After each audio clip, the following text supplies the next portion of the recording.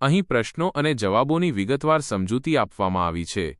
NC અલગ અલગ વ્યક્તિત્વ ધરાવતી વ્યક્તિ બાહ્ય વાતાવરણનું પ્રત્યક્ષીકરણ પણ અલગ અલગ રીતે કરે છે તેને શું કહેવાય? જવાબ B.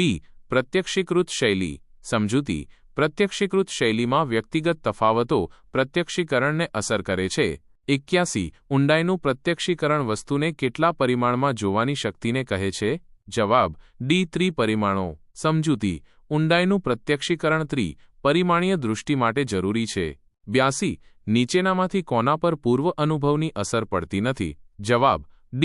રંગ અને કદ. સમજૂતી. રંગ અને કદ એ ભૌતિક ગુણો છે જે પૂર્વ અનુભવથી પ્રભાવિત થતા નથી. 83 આકૃતિને તેની સામાન્ય ભૂમિકાથી અલગ કરવાની યોગ્યતાને કહે છે. જવાબ B. સર્વ આકાર પ્રત્યક્ષીકરણ. સમજૂતી. સર્વ આકાર પ્રત્યક્ષીકરણમાં વ્યક્તિ આકૃતિને ભૂમિકાથી અલગ પાડી શકે છે. 84 પ્રત્યક્ષીકૃત સાતત્ય એટલે? જવાબ B. આપણા પ્રત્યક્ષીકૃત જગતની સ્થિરતા. સમજૂતી. પ્રત્યક્ષીકૃત સાતત્યમાં વસ્તુઓ તેમની ભૌતિક પરિસ્થિતિઓમાં ફેરફાર હોવા છતાં સ્થિર દેખાય છે.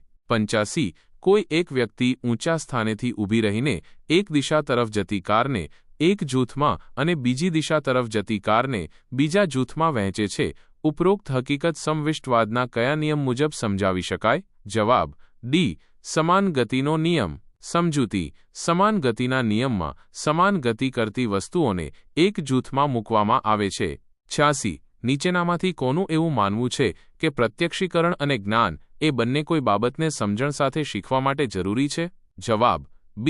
બૌદ્ધાત્મકવાદીઓ. સમજૂતી. બૌદ્ધાત્મકવાદીઓ માને છે કે જ્ઞાન અને પ્રત્યક્ષીકરણ એકબીજા સાથે જોડાયેલા છે. 87 પ્રત્યક્ષીકરણની બાબતમાં નીચેનામાંથી કઈ હકીકત સાચી છે? જવાબ B.